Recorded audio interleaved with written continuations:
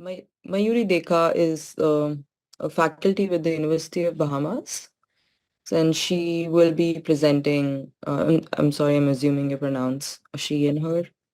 Yes. Um, she will be presenting a paper called Promoting Stability Within Chaos, South Asian Literature and the Importance of Empathy. Mayuri, you have 1 hour to present, and please take it forward. Yeah. Okay, thank you. Mhm. Hello, everyone. Good to see you all. Thank you for coming. Um, since there were four, I prepared for 20 minutes of presentation. So I guess the rest of the time can be discussion. So Debojyoti, I don't know how you want to do it. If I can go and then we can have a little bit of discussion. Okay.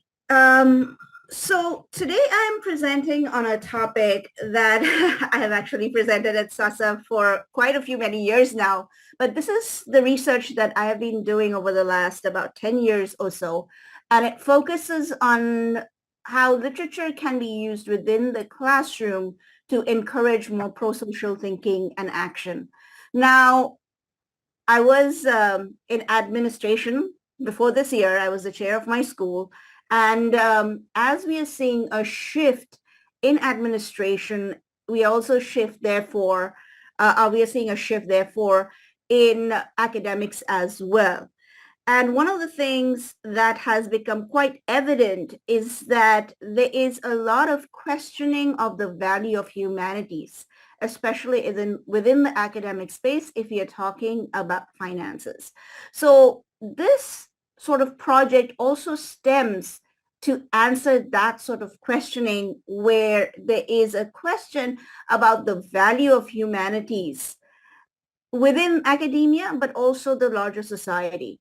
And so what I do focus on in my research is how literature actually leads to empathic thinking, which can then over time lead to more pro-social thinking and therefore action within society. And that, in my mind, also leads to a large extent in the sort of de-escalation and breaking and deconstructing of stereotypes that exist. Now, my work is very interdisciplinary. I draw a whole lot from cognitive psychology, from obviously education, pedagogy style, and also geopolitics. So I'm going to kind of try and pull from all of those different stands and then go from there. So as Alpika had said, the title of what I'm trying to present today is Promoting Stability Within Chaos, South Asian Literature and the Importance of Empathy. So one of the most distinctive characteristics of the Asian society is its diversity. Drawing from multiple ethno-social and religious lines, South Asia is a smorgasbord of cultural and social diversity. And we have seen historical movement of people along with the diversification, dependence, and other focused economy has created an evolving ethos of cross-cultural contact. So what you see on the screen is just one example of the sort of ethno-religious diversity that we see within this region. So while this has contributed to immense richness of societal fabrics, there are also many occasions of confrontation and chaos. And this, as we know, is quite apparent right now in the climate of the region where we are seeing increased religious intolerance, political extremism, and growing economic inequality, which is being, again, exasperated with man-made and environmental disasters. So several economic factors are driving unrest in this region. So one of the factors is that fuel and food inflation, which seems to be the main reasons for demonstrations in the region over the recent years. So data from the Armed Conflict Location and Event Data Project shows that, for instance, in 2022, there have been several hundred protests of overinflation, for instance, in India, Pakistan, and Sri Lanka. And rising youth employment rates across this region has aggravated these drivers even more. And also, periods around election are more conducive to violence across South Asia. And this is especially pertinent this year, as we know, which is the year of the election. And this region, which is about nearly half the world's population, around 2 billion, is set to experience a wave of elections, which involves 300 nuclear warheads, a significant military might, and strategic geopolitical positioning over East Asia and Middle East. Opposition and ruling parties are also likely to hold very large-scale demonstrations in the run-up to the polls to mobilize support, and similarly, civil unrest and protest where the police violently suppresses opposition protests through the use of tear gas or live rounds will also lead to unrest, as we have been seeing quite consistently at this point, and especially in this year, like I said, leading up to the elections. One of the other sort of factors that are leading to this sort of chaotic is the severe climatic weather phenomena that are amplifying the economic and the socio-cultural impacts and chaos that are happening in this area. So as you see with global warming and climatic change, it is resulting in very rapid and extreme weather events. And these are becoming and really should become the heart of each country's discussion on development at this point. And in fact, according to our economist Danny Roddick, it is impossible to have full national sovereignty, democracy, and globalization simultaneously. And all of these sort of connect to climatic change, economic development, and the political sort of ethos that we are seeing in this region.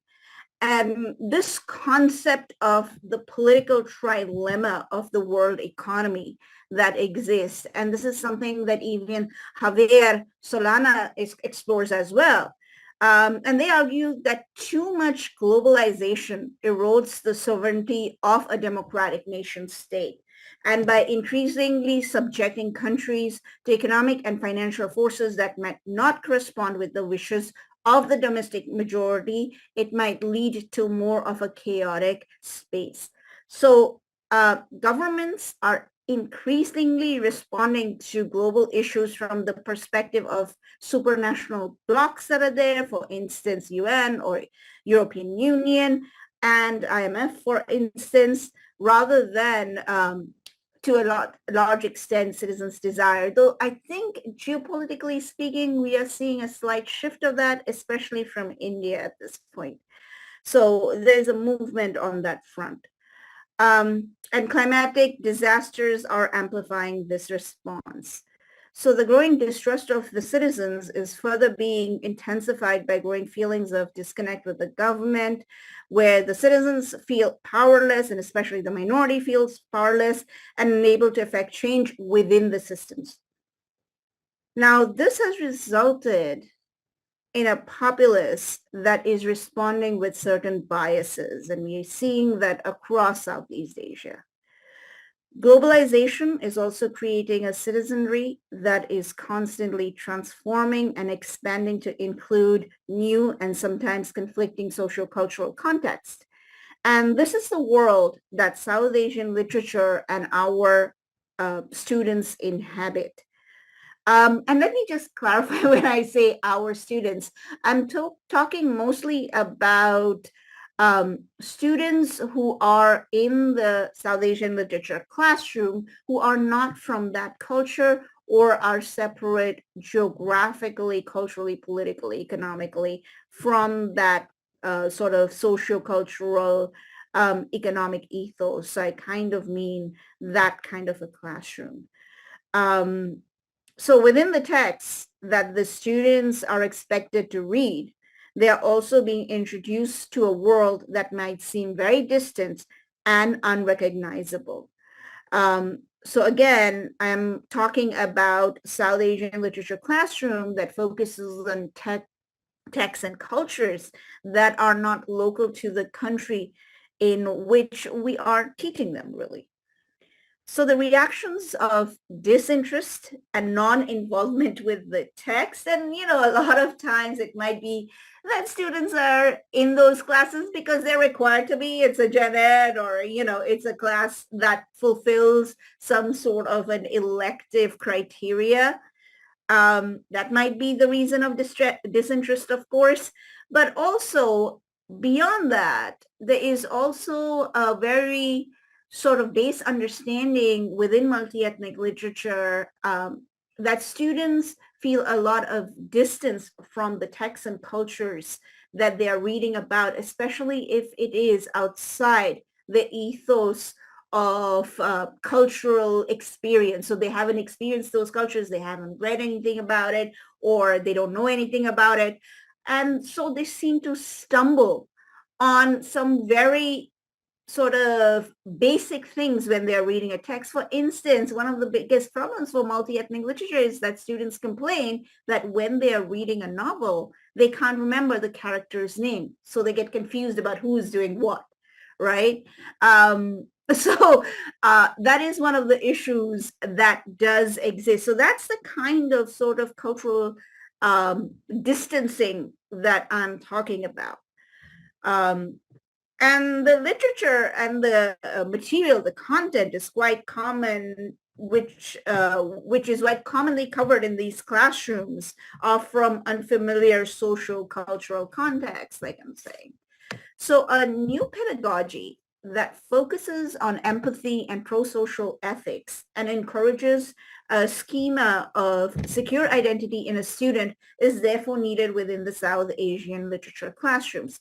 So we have psychiatrists like Piaget and Hassi, and interestingly, these psychiatrists have been doing research since the 1960s. So this is nothing that is new within the field. What is new is that there is now an increasing awareness that we do need to think about the pedagogy in a way that does talk about schemas and does talk about the identity context of the students, the faculty teaching it, and obviously the characters in the text that we are reading about.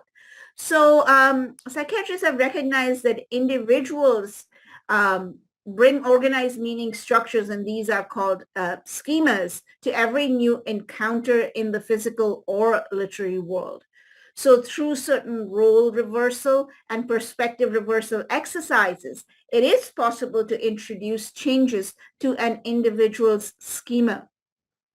Now, the whole cognitive process, which is leading to action and change in a person's situation, is based on this movement that we are seeing on the screen. So when an individual interacts with an other or interacts with a situation, they first perceive what that situation entails, and they form a judgment based on that perception that they have.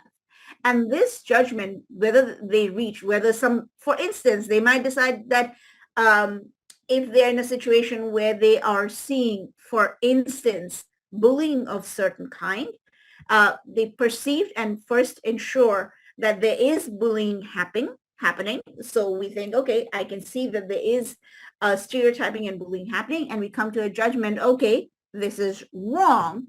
And this motivates us to actually take action against that. So we can decide, okay, I'm going to do something about this, or I'm not going to do anything. I'm going to walk away, right? Hopefully people take the step towards actually doing an action, right? Or taking an action. And that action, if it is in the side of stopping the bully, then could lead to change. So this is the basic process in which we see every action that happens in the individual space. And this is dependent really on a secure identity of the individual that either sees a similarity or difference in the relationship with the other. So this perception depends on whether we see the other person as someone who is similar to us or someone who is distant and therefore different from us, right? So the very nature of the material in a South Asian literature classroom allows for the introduction of these exercises, which then let us talk and discuss about these differences and distances that might exist in a socio-cultural context. So this new pedagogical strategy within the South Asian literature classroom, which should facilitate the development of complex identity context in the students through the use of schema theory, would make students more open to identifying commonalities with the South and other, and therefore it would lead to an increased engagement with the text and to pro-social thinking and action based on empathy, right? To just go back to the whole concept of this schema, um, personal schemas are basically structures of meaning which summarize our past interpersonal experiences, and they integrate them into generalized and a modular format against which all the new information is measured and recognized for goodness of fit. So basically these person schemas are based on our past interpersonal experiences, and anything new that we experience or are faced with, we sort of judge it based on these person schemas that are there. Now, there are two kinds of person schemas, the working model and the enduring model. The enduring model are intrapsychically retained structures of meaning. So these are structures of meaning which contain general formats of knowledge and can be activated by other mental activities connected to that knowledge, like wishes or internal motives or goodness for fit, right? Now, the working model instead are transitory combinations of external and internal sources of information, right? So these are comparing to the enduring sort of model that exists. And working models are where real life situations are integrated with past knowledges, and these derive from these enduring models that are there and associative networks of ideas. Um, so focusing on these personal schemas as we think about pedagogy could be very helpful in mitigating bias, which leads to chaos. South Asian literature classroom can be emblematic of the sort of biased process of received information entrenched in schemas.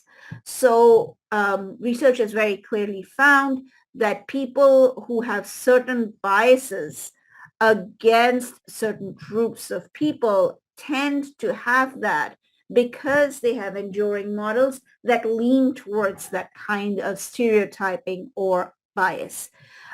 So that is the reason why looking at person schemas could give a very good sort of jumping point to talking about pro-social action and thinking. So research by Bartlett, Piaget, Hastings, Nasir, Taylor, a whole lot of people actually, has shown that people bring in meaning and organization into every new physical or social encounter that they have. So schema is literally the most generic of all cognitive structures. According to Taylor and Cook, Crocker, and I'm quoting here, quote, it is a general knowledge structure about a domain, including a specification of its principal attributes, the relationship between these attributes, as well as specific examples or instances. So in our schemas, we actually retain not just general information, but also specific examples that we have from our memory and experience that we connect new situations to. And we think, oh, this happened the last time, so this will happen again, right? So we have these in our minds as well. So they provide us selection criteria for regulating action, and they lend focus and structure to encoding and storage and retrieval of information in a certain domain. But more specifically, they allow the person, the receiver, to identify stimuli quickly, right? So if something happened, they recognize, it allows them to understand what is happening, to read that stimuli quickly and then cluster it into more manageable units so that they are able to understand what is going on. And it also allows people to fill in missing information, right? So if there are gaps in the information that is being received, these schemas allow those gaps to be filled. And then in the end, it allows them to select a strategy to either obtain further information or to solve that problem, right? So it tells us, okay, maybe you should do this at this point, right? So for example, if a student's schema about an Indian person is that they are either hardworking or traditional or conservative, that might actually color the encounter with the group. And that could be in real life, or it could be in a classroom situation where they are reading, say, for instance, an Indian poem or a novel. This enduring schema would then color how they read either individuals or characters in a fictional world, right? So there are 2 points I really quickly want to make about this, about schema. And the first one is that the primary function, the most important function of a schema is to allow general information to be applied to specific cases, right? And it is more efficient to accept the general case, even if its fit to specific instances is not perfect. So we tend to allow the general information that we have fit specific instances, even if the fit is not the best fit. But that tends to be the movement that most individuals make. And most schemas seem to persist even in the face of evidence in the contrary. So a lot of times, if you have an enduring model and you get information that contradicts that model, people tend to stick with that enduring model rather than change that, right? So that is the first point. And the second point I wanted to make was that focus and search for information is mostly and often biased in the direction of confirming the original schema. So we tend to look for information that reconfirms what we know rather than changing that enduring model, right? And that enduring model, like I said, comes from our induction, so basically how we have been raised, and also experience. So the bias tends to be to confirm the original schema than to change it. So individuals whose concepts are more differentiated through greater social experience. So individuals within this context, so let's talk about this context. Within this context, if we have students who are more cosmopolitan or live in spaces or engage in spaces that are more multicultural, then they have a greater mental rehearsal or a combination of mental rehearsal and social experience that will allow them to most likely show less extremes of moods. And in contrast, students who are socially inexperienced, so they don't have too much engagement with cross-cultural experiences, do not rehearse mentally through the day. Those students tend to avoid introspection and to also avoid changing their schemas, right?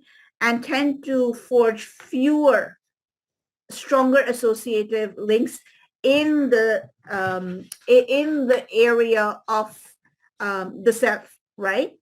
So this is where the problem lies when we are talking about stereotyping or bias, right? Because if we are generally bent towards not shifting our enduring models, then it really is, what's the point of bringing in new content or having new experience if it doesn't change you, right? However, that's not the case. It is harder, yes. However, there are ways in which we can mitigate this. And the first one is to be conscious of our own self schemas. What are the biases? What are and the bias, I'm not talking just negatively, but also positive biases that we have, and to be conscious of those enduring and working models. But also within the classroom, instructors can use pedagogical strategies like, say, for instance, association or mirroring to change those schemas as well. So if you allow your students to think from, you know, in empathy terms, in the space of the other, then those do sort of shift the schema that are there to a certain extent, a bit, obviously, because we've only got them for 14 weeks, right? So it's not going to have drastic changes in their enduring model, but it will at least put them on that way, right?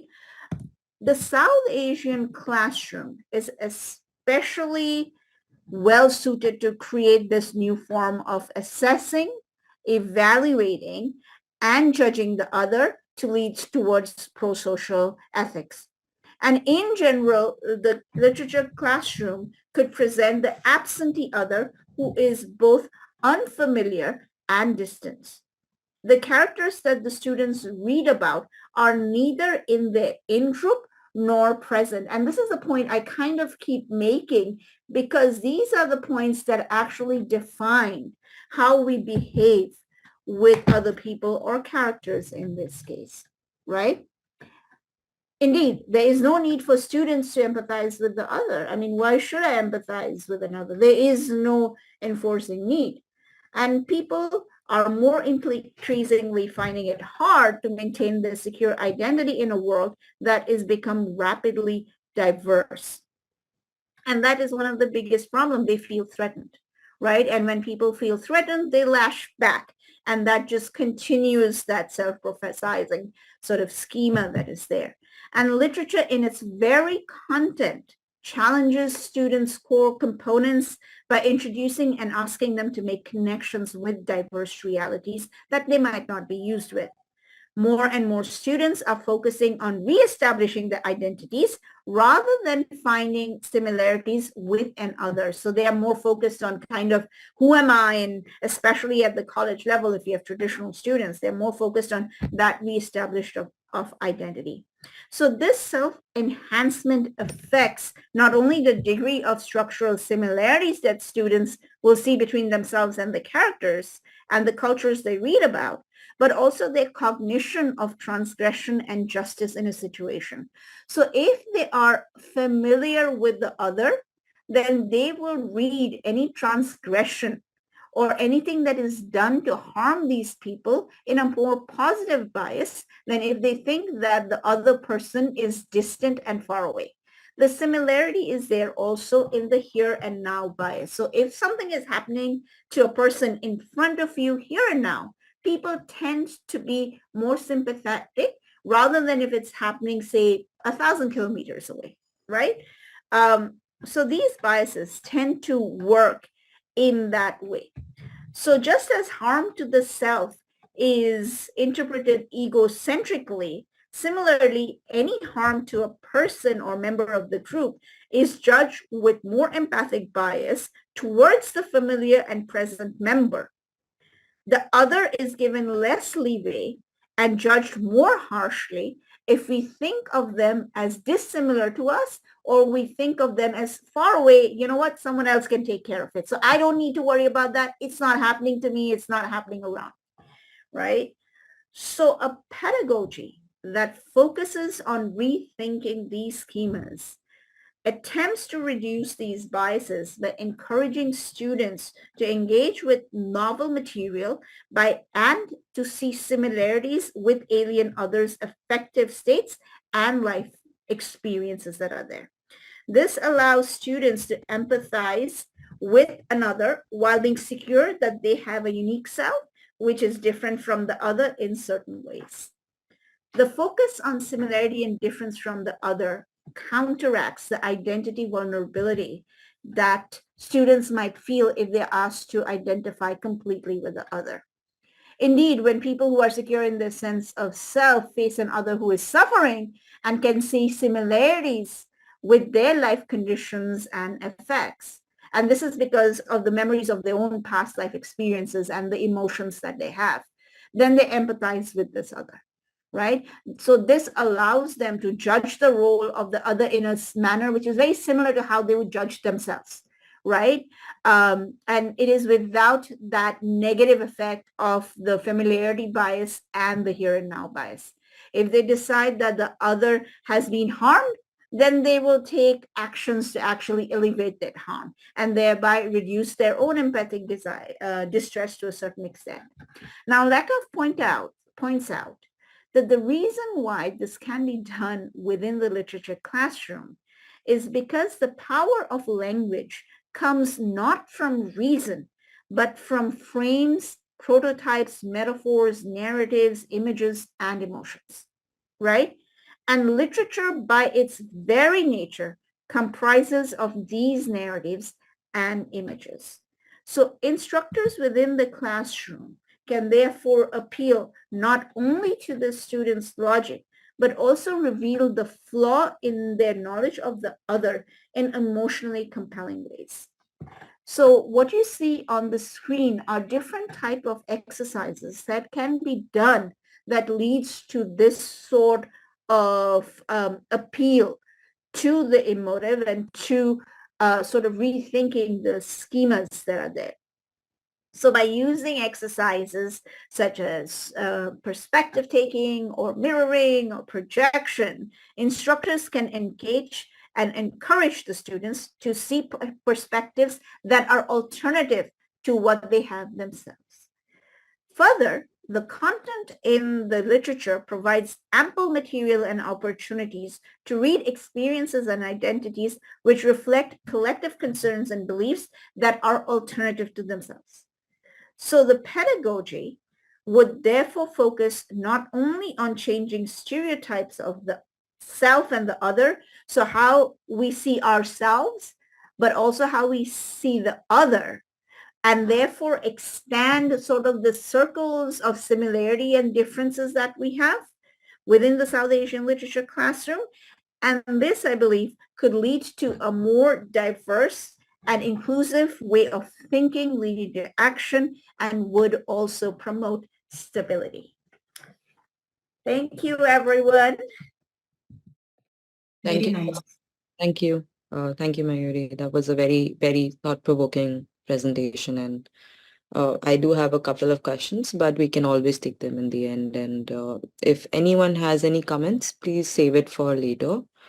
We will be giving both the panelists time to address them. And yeah, Debojyoti, please. Yeah. Right. So Debojyoti will be presenting today on first of all, Debojyoti Dan is a faculty at Naba Ballygunge Mahavidyalaya, Kolkata. I'm sorry if I'm pronouncing it wrong. Yes. Yeah, Ballygunge, Kolkata. The title of the paper they're presenting today is Protean Mimesis of Kali and the Sin Minus. Yeah, Mimesis of Kali and the Sin Pathos of the Secular, rereading of Rushdie's Shame. It's all yours. Just give me a minute, please. Okay. So the topic, as pointed out by ma'am, is Protean Mimesis of Kali and the Sympathos of the Secular, rereading of Rushdie's Shame. So what I intend to do in this piece is to look at Rushdie's Shame from a very different kind of a point of view, which is post-human point of view, and Lao Tzu's sympathos point of view, which is mimetikos, the point of mimetic, the mimetikos point of view. So the mimetic contagion of violence is cathartic in Rushdie's Shame. Here, Kali is neither an anomaly nor a religious icon or deity, but a Nietzschean irrational violence that moves in the realm of pathology and ideology. She does not purify the absolutism of Islamic State of Raza, but desanitizes it in unconscious. She brings out Nietzsche's idea of self as a dynamite, as well as the mimetic pathos and human vulnerability. Rushdie prepares the ground for the rise of the beast and Kali by suggesting that both the polyvocality of democracy and polytheism of Hinduism have been repressed by Islamic militarism. The mix of repression and religion creates an invisible underground realm, a bizarre collective unconsciousness seething with violence. A Nietzschean Übermensch will rise to pathologically remove the virus of militarian absolutism and Saracen Puritanism and Philistine monotheism, and Zia's mounted Operation Fair Play in 1978 is the political oxymoron as it eventually terminates with Ali Bhutto's hanging in April 1979 and the beginning of Saracen Puritanism. This reign of terror is downloaded in our consciousness through the sympathos of Rushdie, where we see the primal Hobbesian Leviathan coming back with instinctual violence. So what we see here is the characters that Rushdie shows, both in Iskandar, Raza, Zia. We see a shift from a very androcentric worldview to a very non-androcentric worldview. So Rosi Braidotti, in his Posthuman, in his book Posthuman, states that at the start of it all, there is he, the classical ideal of a man, formulated first by Protagoras as the measure of all things, later renewed in Italian Renaissance as universal model figure, an ideal bodily function which, in keeping with the classical dictum mens sana in corpora sana, doubles up the set of mental, discursive and spiritual values. Now, when we come into this particular text, we see how Kali is not only the other of the man. Instead of saying woman, I would rather say Kali here as not the only other, but this Kali is not what we see in the Hindu deity, the dictum. Rather, here we see Kali in a very protean mimesis of the Hindu Kali. So what we see here is a very interesting phenomenon. And we can find that in this space, what is born is the interrelation with the Kali and the beast that is there.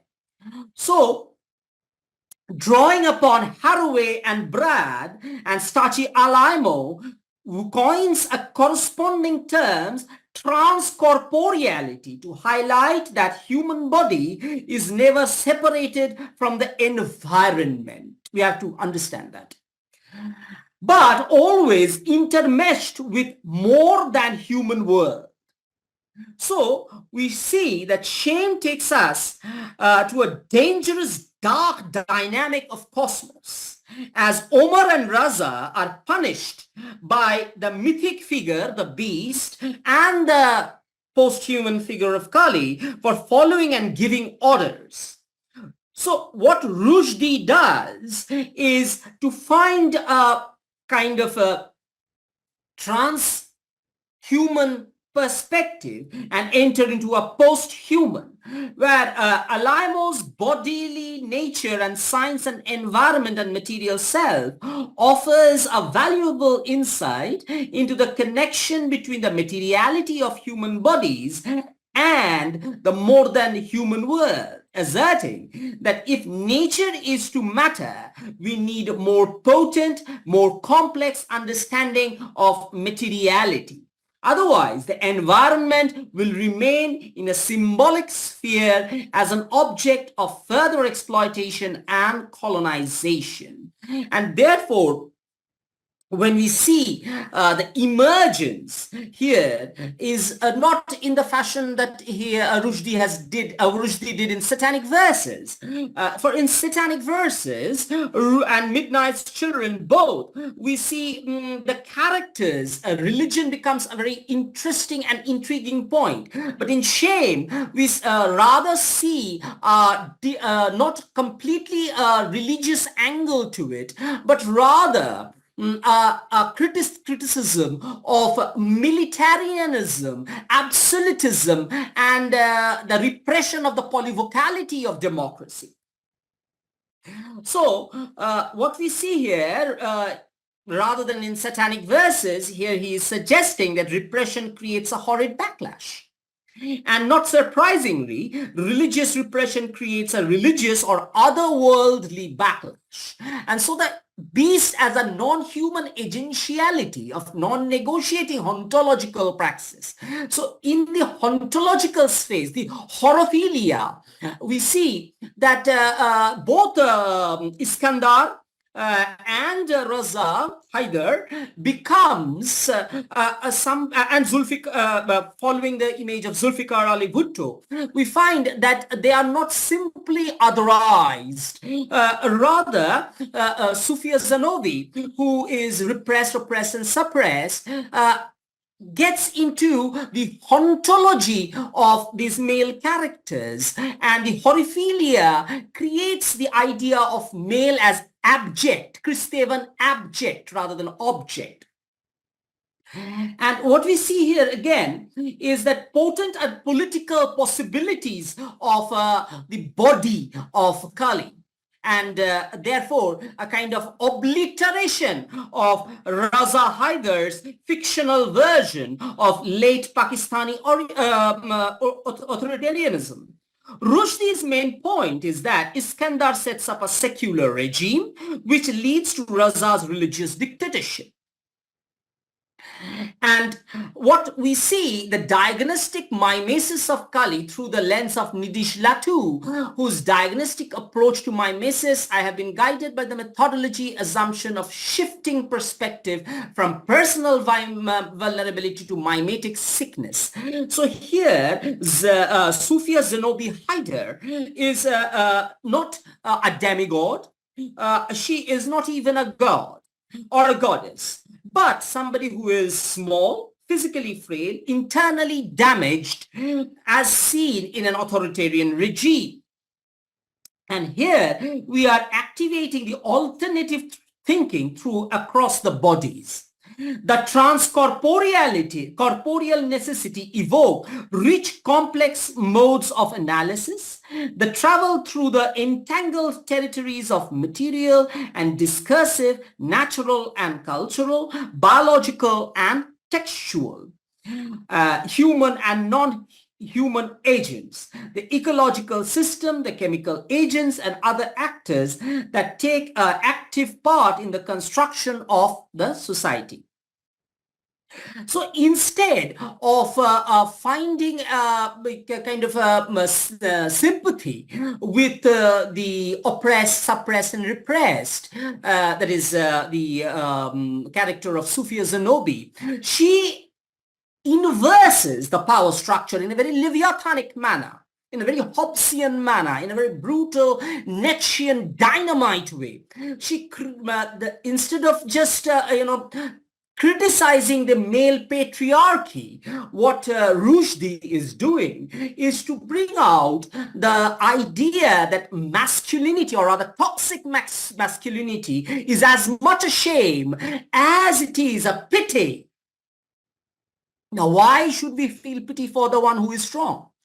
Now, the idea of feeling pity for the strong is that strong is itself a biologically handicapped tool. When you see that I am not vulnerable, they are most vulnerable. So there the pathos rise here, not simply on Sufia Zanobi's character, but Sufia Zanobi becoming the dynamite, becoming the Kali, and destroying the entire hegemonic systemological oppression is one of the interesting concepts that I have found here. Now, in one of the writings by the post-humanist scholar Donna Haraway, we see that there is a relationship of self-described and self-inscribed monstrosity, and here the human relation with environment is as important as Kali's relationship with the society, or that is in the shade. And he says, I quote, reality is neither the organism nor the environment, neither the subject nor the object, neither the ego nor the non-ego, but rather the occurrence of both. It is absurd to envisage the objectless subject or subjectless object, a world without me and me without the world.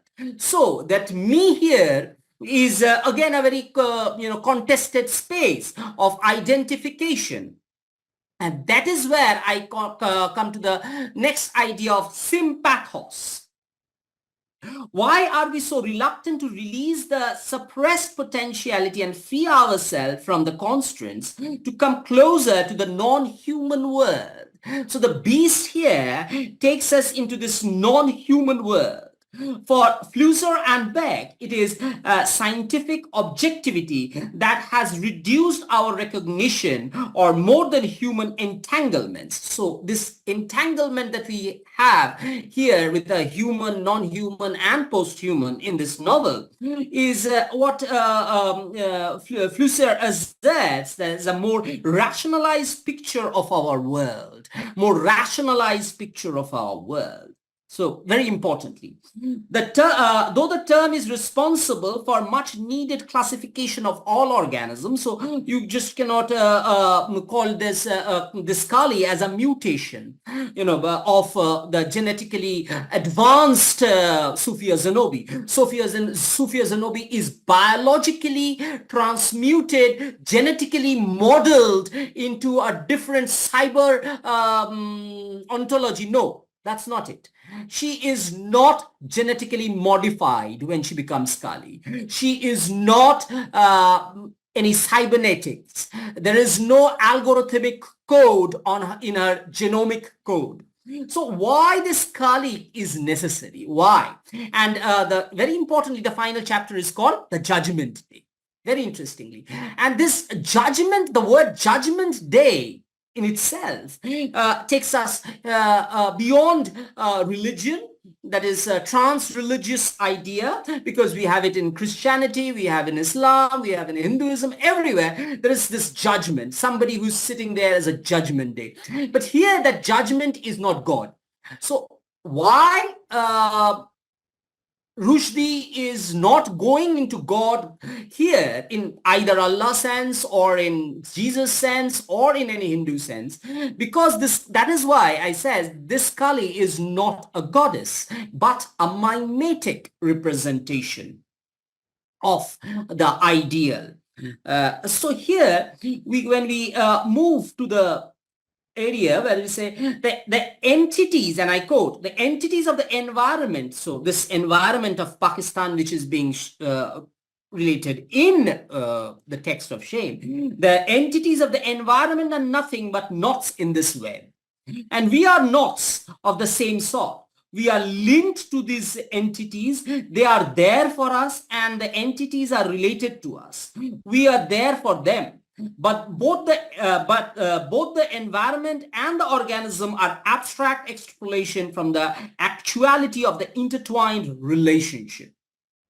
So what we find here is the intertwined relationship that is there. And what we see, that Rushdie suggests another link between repression of Iskandar and Raza, when in his death cell, Iskandar wonders if, to quote, someone is dreaming him. And he asks if someone is God. So God is dreaming him, not he is dreaming God. And then he answers his own question. No, not God, but Raza, the general of whom this cell is one small aspect, who is general, omnipotent, omnivorous. So Raza is dreaming. This is where we enter into the idea that how humanity in per se is being neglected in the conflict of in the conflict between Raza and the society. And what we have here is the defacing and defacting of human body. As Karen Barad talks in post-humanist materialistic perspective, for Karen Barad, who follows the Deleuze and Guattari's conviction that knowledge should combine three daughters of chaos. It is only through the merger of science, philosophy, and the arts that we can acknowledge the process responsible for the reconfiguration of human nature today.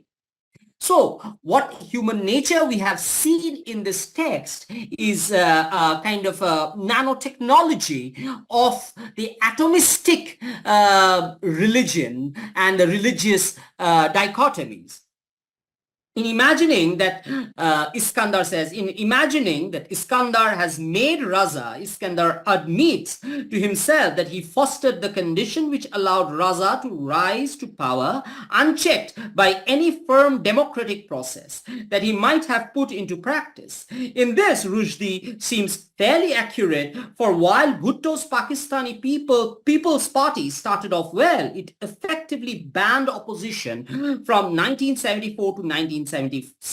Its recollection in 1977 was suspicious and much contested, and it followed the familiar authoritarian course with the, quote, imposition of martial law in order to save the country from chaos and disintegration. And this is exactly where the chaos, this is where Rushdie is bringing Kali. Kali is the agent of chaos, somebody who is beyond the body, somebody who is a part of the environment and the part of the biological body.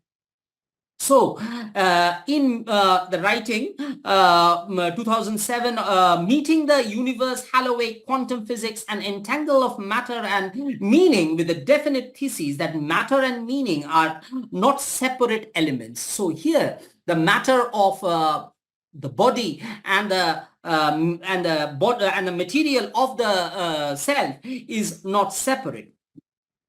And to reassert the urgent need of materialistic turn in humanities. While unpacking this argumentation for the theoretical and practical shift from the body to philosophy, from Iskandar to Kali, we refer to the quantum theory and the philosophical consideration to prove that ignorance of the inextricable linkage leads us to the limitation of our reasoning about the world and materiality.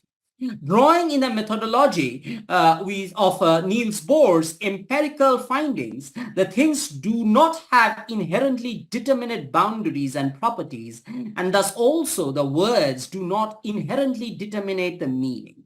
She develops Kali develops her rational ontology and becoming an ontology of differential mattering in the Raza's ontology. It is important to emphasize the quantum relation to the ontological difference of mattering.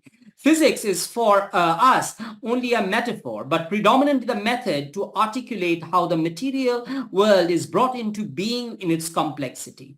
So what Donna Haraway, who adopts a diffractive approach while writing and reading, we find out that we invalidate the very concept that man is at the center of the universe. Man is no longer the center or the central part of any universal question, but what we say is peripheral. Humanity, man has changed from being the central to peripheral, and finally we are all vulnerable. And that is why the sympathos is necessary, where a mimetic approach to subject formation does not allow an exclusive understanding of Rushdie's and isolation. And we have the historical debacle of ego here. Shame's peripheral and shabby hero, Umar Khayyam, the non-masculine hero, Umar Khayyam Shakil, is only partly and only peripherally to blame for the rise of the beast. Rushdie's overweight and cowardly version of the great Persian poet shamelessly complies with the dictates of Iskandar and Raza and abandons all professional morality when mesmerizes his female patients so that he can have some highly charged sex with them. He also jumps at the first chance to indulge his Lolita complex by marrying Raza's mentally deficient young daughter, that is Sufia Zanobi. Although Umar appears to love his child wife Sufia, his attempt to keep her alive through the sedation suggests the repression of his nation's anger, not to mention that of woman. So what we eventually can conclude here, that Rushdie's fierce antagonism to the Zia's dictatorial regime Rushdie's fierce antagonism to Zia's dictatorial Islamic regime of early 1980s let him take this great liberty in depicting life in a very, very different kind of a bizarre fantasy. And what we see, that tyrant being executed, and finally in the Judgment Day, both Raza Haider and all the male compatriots are literally scared out of their shits. You know, something that is again a very important aspect, that where rationality is finally dissolved. We have the finally the agential realism, the theory of material dimensions of regulatory apparatus in the terms of materiality of phenomena is finally dissolved when Sufia Zanobi becomes Kali. Thank you. Thank you very much. Thank you, Debojyoti. So this is a good time for both the panelists to also discuss if something came up for them, and other participants here, other listeners also throw in some comments and about these wonderful presentations that they've had.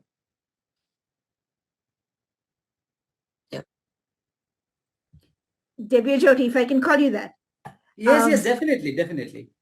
It was very interesting to listen to your paper, because even though we are coming at it from very different perspectives, we are very much aligned in the general sort of theoretical and also literary connections that both of us are trying to make. I really thought it was interesting that you were talking about transhumanism, but also that you were, and I took notes, that's why I was like, you were talking about transcorporeality. Right. And you said that that leads to a much more sort of dynamic analysis that's there. And I think that is one of the most important concepts in terms of even what I was talking of, that self or the other, where we sort of entrenched in extremes and absolutism is what leads to that kind of chaotic mess that we are seeing, right? So I think, so I thought it was a really interesting point that you made. Yeah, and actually, yes, as you were talking about the other, and I was feeling like when I was hearing your lecture that okay, fine, this is a good standpoint to leap up from, because this otherization has always haunted us. This ontological path, like we are, however much we are individuals, we cannot be separate from our environment. Yeah. Like if you are in Pakistan, if you have to have that environmentalism giving you that focus. If you are in India, you are into that ideological crisis. And even in states like the violence that has increased over the Europe, be it in France, who is supposed to be the first world country, going through the entire the debacle that was there, people burning each other. A few years back, it happened in England. So the first world countries, forget about what is happening in Ukraine and Russia and Palestine and Israel. That is there always. It's a very contested spot. It has always been there. But imagine the first world countries are into this. So this otherization, the link to the otherization and the environmental effect into the entire human parapsychological and dimensionality of it. Like the West is supposed never to be have meddled into this. They have created the concept of other, and now they are haunted by the other. So if you go back to the Algerian war in France, just imagine, the president coming out and says that, okay, all the Algerians need to leave. And even people like Albert Camus could just say, okay, shoot the Arabs because the light is on my eyes. And, and it becomes a novel called Étrangère. However, brilliantly, it is about the alienation. At the end of the day, the othering is the biggest problem that we are facing. And it has moved from the third world country, second world country, and now into the first world country. People are burning people with whites. The idea of apartheid, which was supposed to have been forgotten, is basically something which has always been there into the mind. And this racial prejudices, gender prejudices, religious prejudices has only increased, taking us into a very extreme level of transcorporeality, where we had to actually burn the signifier. Our body has become the signifier, that we have to burn this body or bury this body in order to attain a post-human, or rather a post Christ, away from the crisis. And that is where I felt your sociological inputs and the classroom factor was so very intriguing. I am very intrigued about your the way you presented the entire the humanity classroom, and the very interesting paradigm shifts that we are into that. Yeah, I think the ontological point is very important, because a lot of times we talk about borders in just such physical and geographical location spaces, right? And what we are seeing across the world is kind of a focus and centering on that physicality. But there has to be a recognition that there is a much sort of stronger ontological presence behind that physicality, which is actually the reason why that kind of movement is happening in the first place. And if we don't do that, then it's almost like putting a Band-Aid on a on a cut, right? Without actually looking at and thinking about the reasoning behind that kind of othering. I mean, of course, there is the historical, which we tend to talk about. There's the economic, there's the political. But it is much more important to think about both in the individual sense and as a group, as a community, in terms of the psychology, on the ontological, sort of the abstract spaces that lead to that kind of othering that we literally are seeing. Like, this is almost like, pre-World War I and II sort of situation we are seeming to find itself, and especially this year. Like I said, this year is the year of elections. And so what comes out of these elections in not just here, but this is a global world of elections, right? What comes out of US, out of UK, out of, I mean, a myriad of different countries, right, is going to define how the next few decades are going to be. And I think that's why these conversations are extremely important. And unfortunately, I know in the humanities, we just getting sidelined more and more, even within Yeah, academia. that is why when you were talking about this, the connections with the environment and everything as well, I just why that is why I talked about the quantum physics, Yeah. bringing the quantum reality, and it's not only the othering is happening in a individualistically or atomistically. The entire realm is in flux, and that is it's not only a particular geography, it's particularly topology or topography that is affected. It's like the entire framework has this tremendous damage effect, Mhm. like and what it's not only we can't even put a bandage, right? Because it's not a simple cut. It's a like carbuncle. The entire it's blasting from within. It's like a volcano that is trying to erupt from within our skin. And that is where I got very interestingly the idea of Sufia Zenobi becoming Kali is not a biological change. She is not biologically getting changed. She is a woman and she will always be the woman.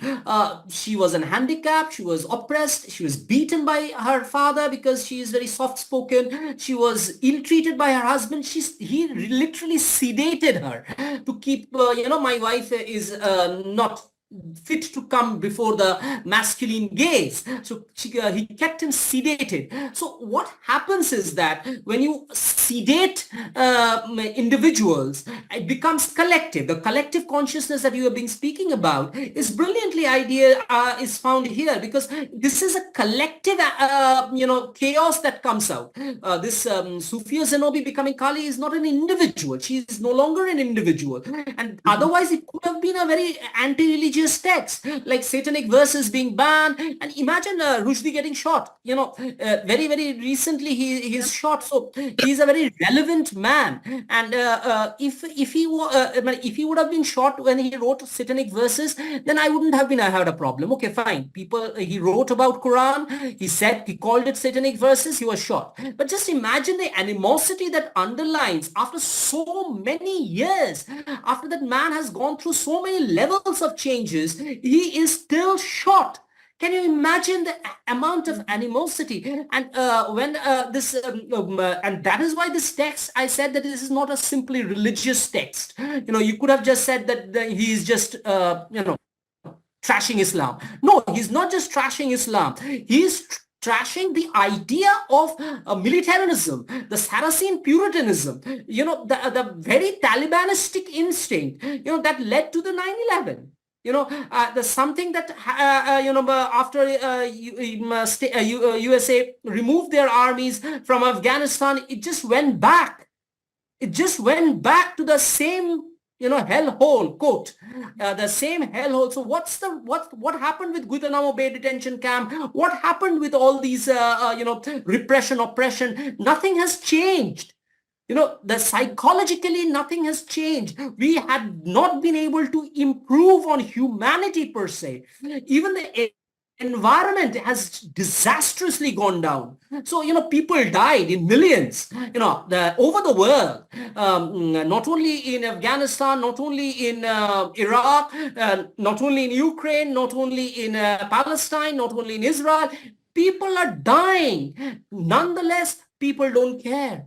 This sympathos instead of sympathy, we should get that pathological sentiment into it. We shouldn't go into this medical humanities that after pandemic, we have all understood what is to die. So we should understand it at the retrospect before killing people, that, we are all dead basically, today or tomorrow. It's not again a religious connotation that we will die someday. To dust thou art and to dust thou shall be. Of course it is so. But the very idea that pandemic taught us is the medical humanities, that how this entire world is disease, the virus, and we are increasing the religious virus, we are increasing the virus of the other through appetite, unsaid appetite, of course, but it's not appetite nonetheless. And the skin color, the something which is simply a melanin content, has become such an issue that has a simple biological phenomenon of a melanin content has continued to become such a racial issue globally. And what we see in people getting burnt in France because they are white is just another side of it. Like it's like they have burned us, now we are going to burn it. It's as if the humanity in itself is already dead and buried. Yeah, majoritism is increasing. Go ahead. Sorry. We'll keep talking otherwise. Go ahead. I had a question with sir that how will he talk about post-human and transhuman part? How would he explain, sir, if he can do that? In his talk, he talked about transhuman and post-human, right?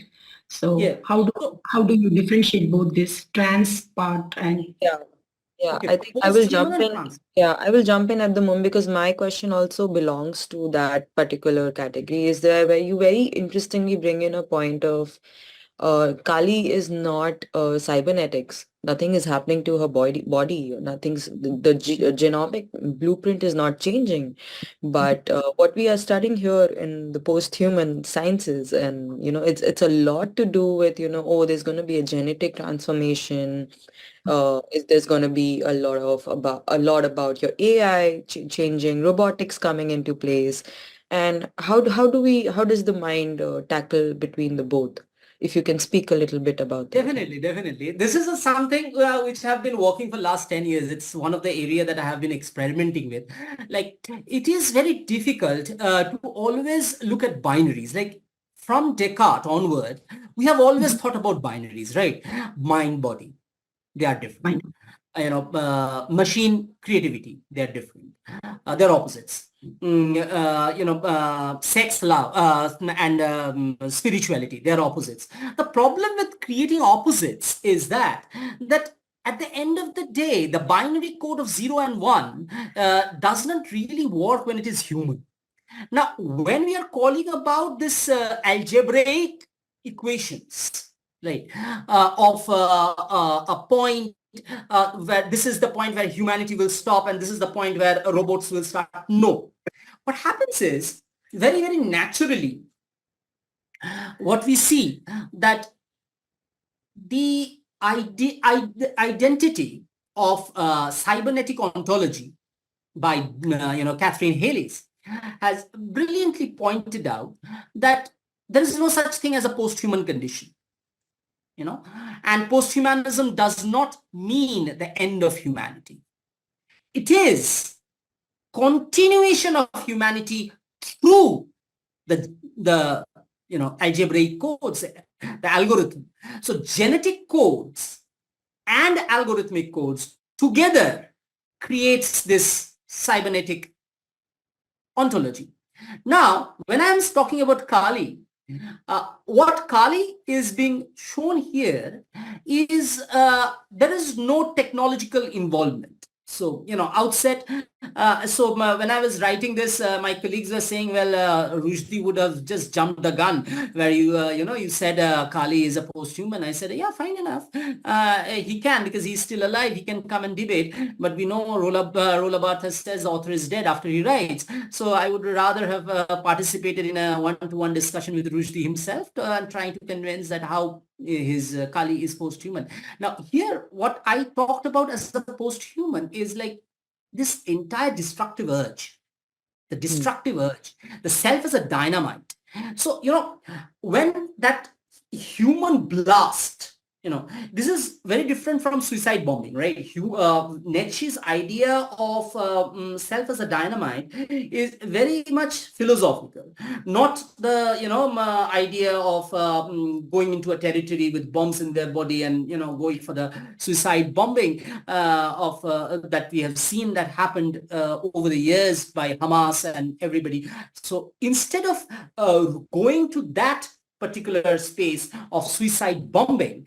This Kali is basically the destructive urge that controls the, more constructive urges. Like women have stereotyped as somebody who is going to give birth, and consequently she is the mother. Now, what is if you see the Hindu iconography, all others are mother. Like Durga is a mother, Lakshmi is a mother.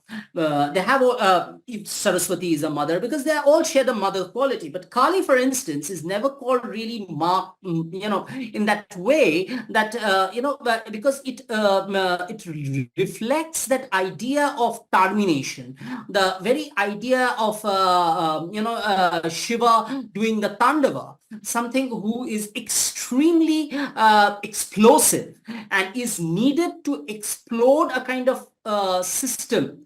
So what I try to say is like, she is not going through a genetic mutation.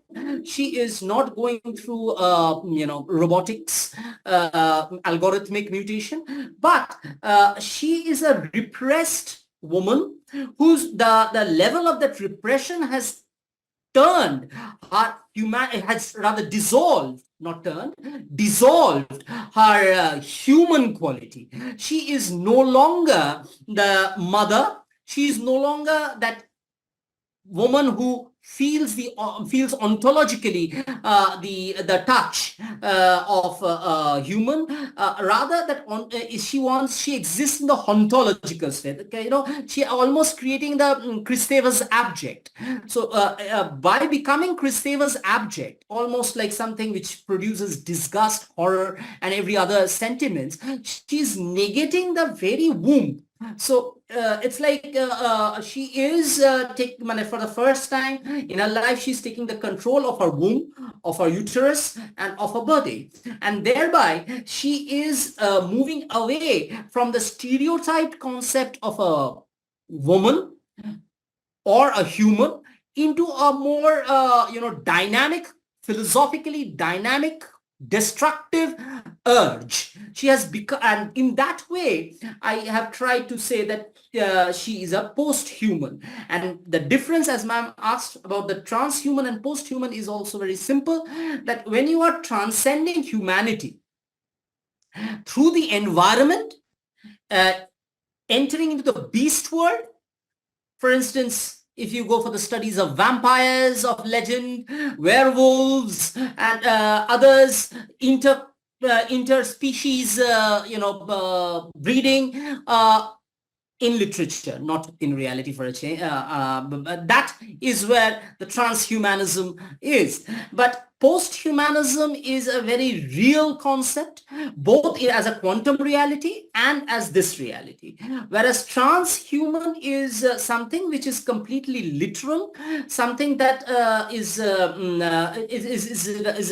sci-fi, you can say, something which goes through like almost like Frankenstein, Frankenstein's monster. You can go that kind of transhuman, somebody who has outstripped the parabola of human curve in a very Da Vincian sense, in a Renaissance sense, that man is the supreme power. So we are not talking about something which is completely alien. We are not talking about alien technologies, or whether they exist or not, whether the sci-fis that Asimov has written of other planets coming on, and whether brilliantly Marvel Cinematic Universe has expanded its entire role and function in the very transhumanist ideas. So transhuman is very much still a sci-fi, whereas post-human is very, very real, and we get to see that. And again, another thing is that if you are talking about the disability studies, this post-human elements has taken so much important part that they are no longer prosthetics. That is, they are not just used. They have, they are not, they're simply complementing, they are supplementing certain human functions. But that is not to make, hash of it. I'm not asking for a genetic cloning. I'm not asking for it. Nor I am, asking for, popular capitalist consumptive ideas of post-humanism, where, you need sex bots. And it has become so important after Harmony 2.0 is being released by Zelex, where, all our desires need to be meted not by another human being, because they are, they are also human being. They can deny, say no to you. They cannot always, accept what it is. So, so create a, sex bot who is not just for sex, but also for, mental peace or something like that. No, Kali is neither of them. Kali is simply something which comes out of repression, and which is a very potentially destructive agent against human idea of creativity, against mothering idea. And she is not even the, the M other that Lacan talks about. M other, creating anxiety. She is ultimately she is not M other, which Lacan says creates anxiety. It's like a mother, is like a crocodile, and you are always inside the mouth. You never know when it's going to shut. And, but that is not. She maybe, you can relate her to this idea of terrible mothers, of, Grendel's mother, long back in Beowulf, somebody who is prepared to destroy, to create, or create to destroy. She may be somebody who reminds me of Blake's tiger, burning bright in the forest of the night. So somebody who represents that chaotic agent, not something which is disciplined, not something which is restricted, not something which is bound. Mm. Mm. Yeah. So, but it's still like an evolution of the human condition. Of course. Yeah, Of- definitely. It and changed, but not the genetic code, but it changed the everything else that is human in her. Like, as a human, you cannot do certain things. Like, as a human, you cannot just feel like, okay, this person is pissing me off, and just go and kill that person. No, you can't do that. You have cognitive fallacy about it. You will be always think about how to screw people up without actually getting blamed for it. That's how we are human, right? That's why, brilliantly, Blake has said in one of his plays that, animals kill each other because they do not have rationality, and we kill each other because we have rationality. It's a brilliant paradox that we are here, right? Because of our rationality, we are using beautifully, the Macbeth syndrome, defending ourselves. We did it for the greater good. It's so easy to say, like, we are killing people for greater good. So, Kali is not somebody who is trying to do any good or any bad, for instance. She is beyond good and bad. She is beyond the binaries, and that's where she enters into this realm. again, this circles back to the concept of her being pure energy itself. So she's Yeah, again definitely unpolluted, unviolable, pure energy. That quantum energy. That, when you slice an atom, it produces that energy. Do we call that absolute kind of movement, from binary towards absolute, the absolute? You can, but I don't know whether Rushdie will be very happy with it, because Rushdie doesn't like anything absolute. Rushdie as a person, I just saw him in many of his interviews.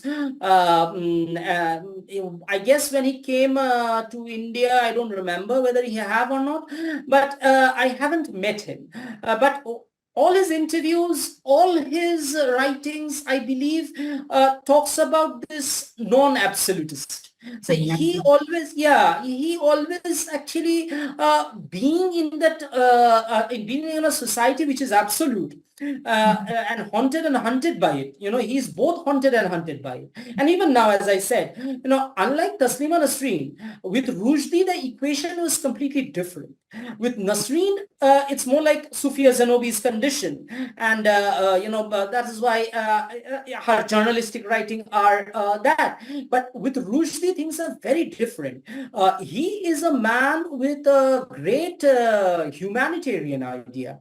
And that humanity personality helps him to understand the post-humanism so well that he writes it without actually intending to it. Because I haven't have any secondary source that relates, shame with any of the post-humanist ideology. So when I was working, as I said, I was being asked by my colleagues, like, there is nowhere Rushdie says this, there is no secondary source. How can you work on a primary source? And, I says, well, Stephen Hawking did it, so why not? And, we can all create. So, it's not like we have to follow the secondary source to create a research. Research area need not be limited to somebody, because it's limited to this, I cannot do that.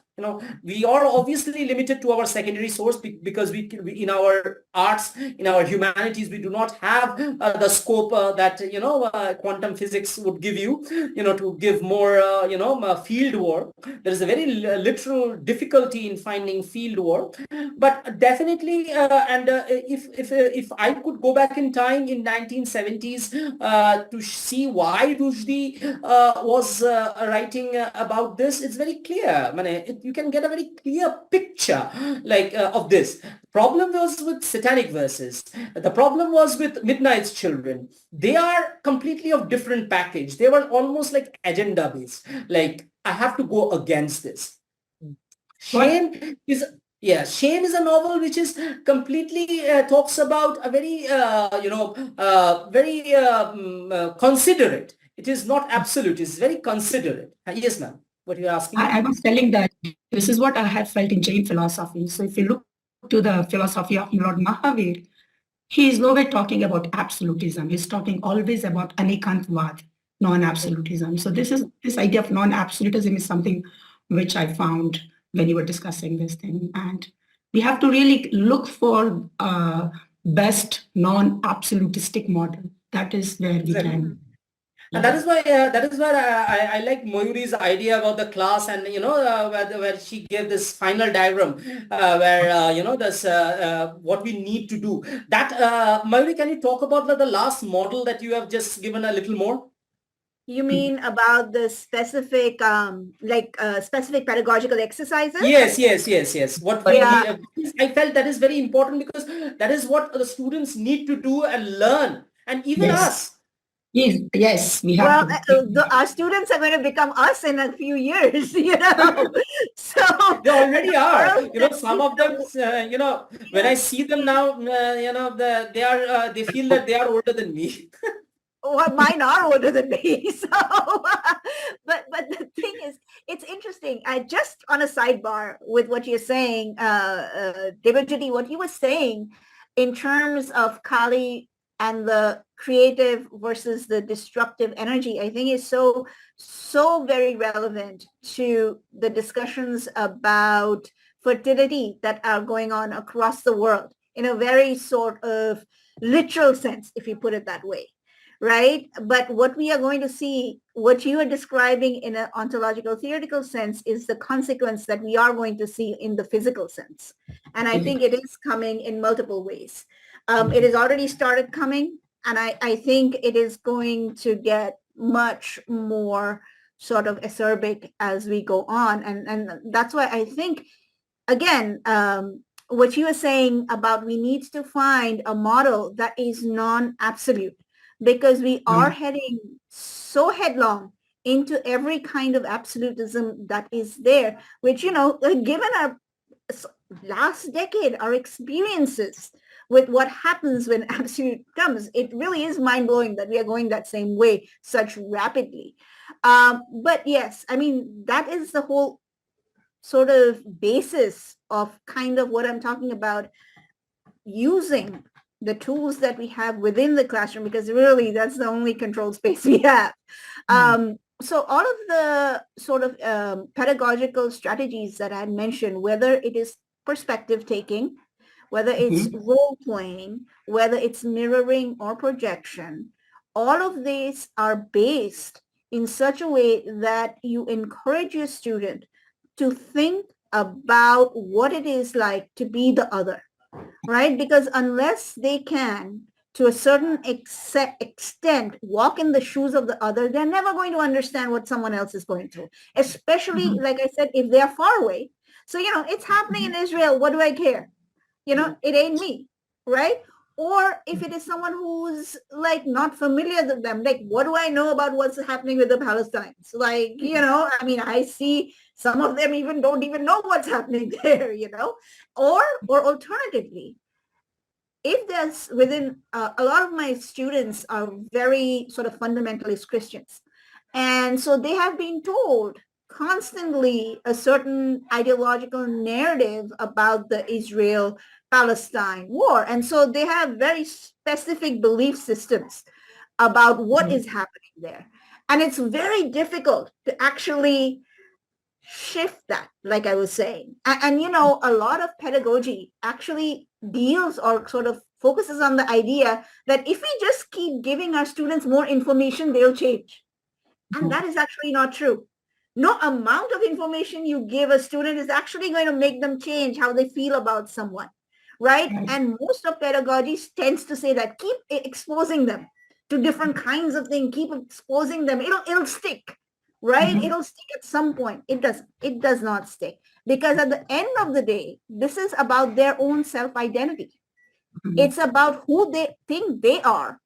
And if I start accepting what this other person is going through, then who am I, right?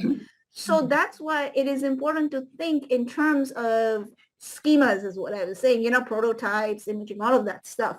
Because what we are doing is something greater than just providing information. Right? And so these exercises, so generally what I tend to do is like a two-part thing. So a little bit of a leading question, like who is the character in the novel that you identify with the least, right? And then it's like, okay, that's fine.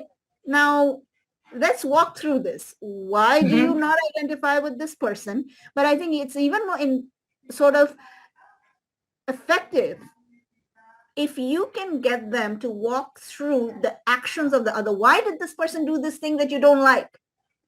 Yes. Right? There's always a reason of why someone behaved a certain way, right? And when you kind of help them trace that out, and if that becomes practice, that is actually helpful in their real life, because then they're getting into this practice of thinking to why did this person act this way, whether against me or against that person. And that kind of actually leads, it's strangely because people tend to react in ways that are quite universal, right? So if someone hits me, like I'm going to feel a certain way, or if you see a birth, everyone on the planet is going to feel okay, let me not generalize, but generally, right? They're going to be happy, but it might be also like you're in a refugee camp. You cannot afford to have a child, right? So that birth, even if it is joyous, is also fraught with a lot of conflicting emotions about how am I going to take care of this child, right? Everyone will understand that there are certain situations in life where it might be a joyous situation, but because of what's going on around you, on which you might not have any control, it makes that joyous situation something that you cannot actually sort of fully experience. And it might be that you don't know what it's like being in a refugee camp, but you might have family, or you might be, say, a minor, and your parents are making decisions for you that you don't agree with, and you kind of feel that same sort of I don't have control over the external situations kind of feeling. So I think it is important to do these exercises just so that in certain ways we are not just exposing our students to more data, but also forcing them to think in a way that might be different than what they are trained to do, because this is a training as well. They've been trained to think this way. This reminds me of, a lot of what you're talking is actually what happens in the therapy room, right? I am a therapist myself, actually, and we use these, these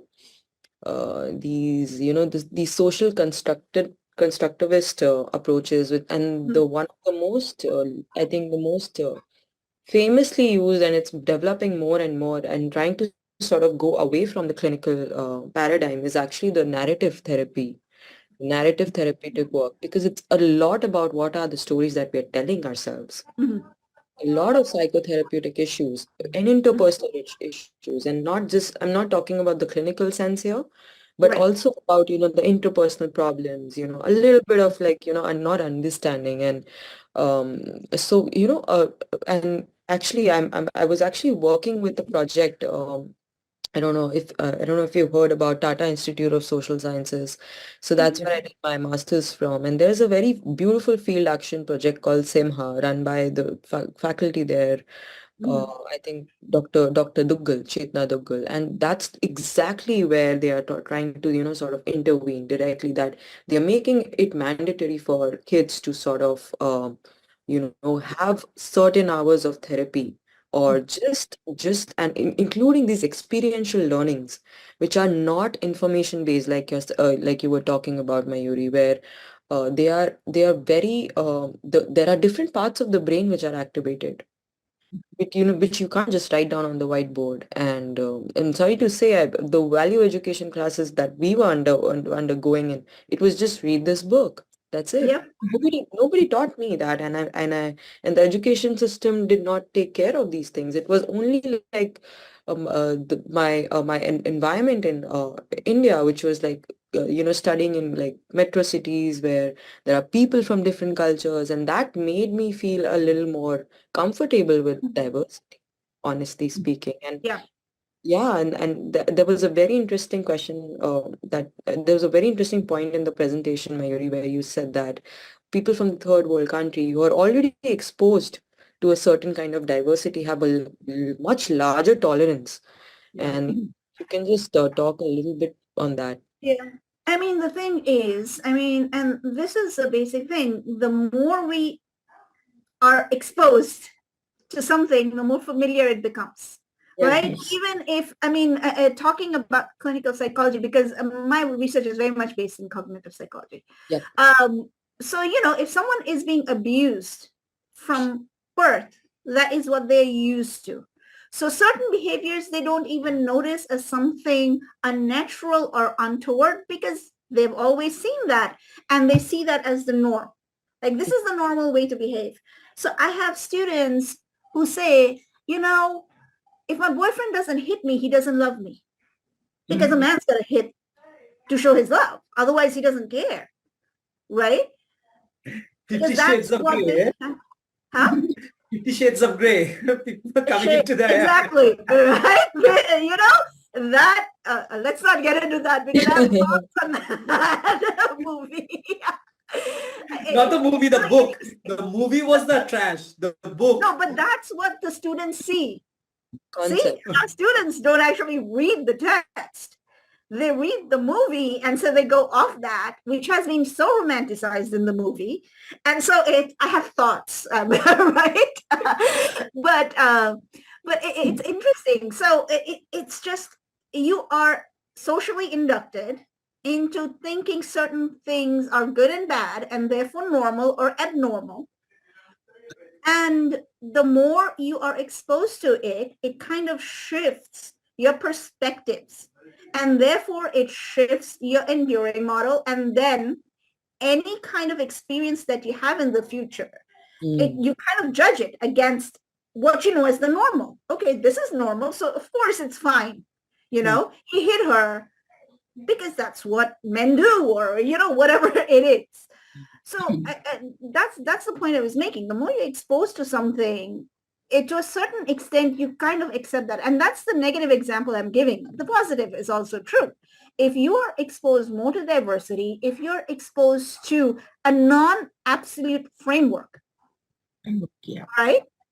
When you are in your education system through induction, whatever form it is, then that's something that you kind of take as your pinning point to judge all actions and peoples with. And I think that that's what I meant, because if you're living in an insular culture or a space, or you are in an insular way of thinking, because you could be in the most cosmopolitan place, but your thinking might be very self-other based. Yeah. Right? So if you're thinking, and it might be because of education, and I really honestly, I keep saying this, that what's happening in the world, I see as a failure of education. Yes. Because if we had taught the populace at this point how to be critical thinkers and to lead with other thinking, we would not be in the place that we are. And I see this absolutely as a failure of our education systems, right? Because we sort of foregrounded memorization and knowledge-based education and not any kind of critical thinking. But that's a sidebar. But that I'm passionate about this. But I think that's what I meant, Alpika, is that the more we are kind of encouraged to engage with people who are not similar to us, the more we are forced to break from the enduring model. Because if you've never met someone from, say, Haiti, right? And then you're forced to meet someone, then you don't have a preconceived notion to a certain extent of what that person is. You might think, oh, this person is from the Caribbean or this person is Black, therefore. But in a certain sense, you really don't know, right? So there is a chance that might actually force you to sort of rethink what you know about the other. And I think there has to be an awareness that you don't know. That itself is a very big awareness, that part of a conscious. Because this culture is very important. And it all, her speech also reminded me of this very idea when of mimetic contagion of violence. Like, if somebody is hitting you in a crowd, everybody starts hitting you. So this is also a kind of mimesis, mimesis of violence. Like as it has a positive side, it also has a negative side. Like in a music room, when you are listening to a beautiful music, somebody starts clapping, and then everybody starts clapping, even though it's almost like a mimetic action. It's mirror of the mirror. Similarly, the violence also has become the mirror of the mirror. So when I see the representational violence, and that is also very contagious. And as she was saying that there's a guy got to hit a girl for being a man. This is also a representational violence, and violence in its relationship with the medical therapy.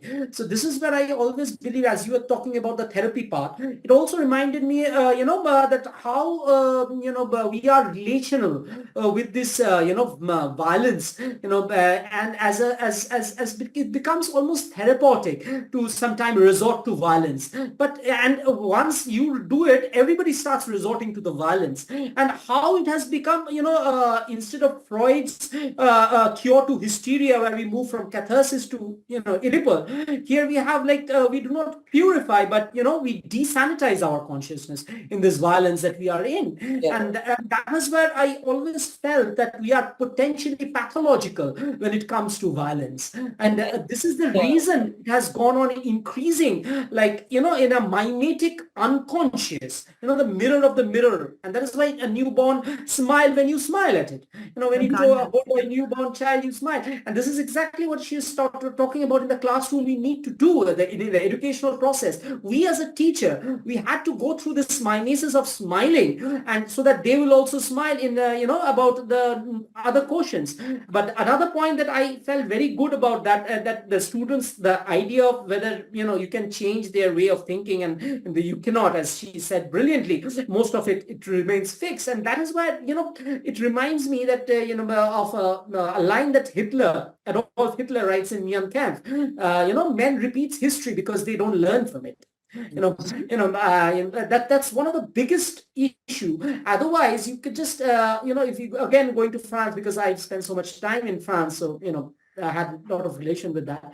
So, in 1526, 24th August, the entire Huguenots were slaughtered by Charles IX in Bartholomew's days, known as famous Bartholomew Massacre. And that has gone on repeating. This violence has gone on repeating in its own self, and, religious violence has gone on and repeating. And because, however much you're trying to say that, Hindus and Muslims are brothers in the classroom, they are actually being taught not like that. And that is why Palestinians and Zionists will always be, in war. There will be always a Hamas to take an advantage of it. Hamas did nothing but take an advantage of a situation. They would not have emerged if, this animosity, ancient animosity between Palestine and Israel wasn't there. if there was this sympathy with the Zionists and the Palestine, both of them were sympathetic about they would not have gone to the territoriality. The Jordan is just a river. We forgot that it's just a territory. It's geography. We forgot that that Jordan is just a river. And whether it's a Zamzam ka pani or whether it is holy water, it still can be shared. It can the land can be shared, and that the very Latourian idea, Bruno Latour says that the intentionality, the distributed intentionality could create this entire shift into from violence to a lesser violence. I won't say a violence-less world. That would be very utopian. That would be completely unbelievable, that we cannot go into a violence-less world. But at least unnecessary violence could have been easily reduced if we would have just sympathos, if we had just sympathy. I'm not asking about even antipathy. I'm not asking even of empathy. I'm not asking even for empathy. Simple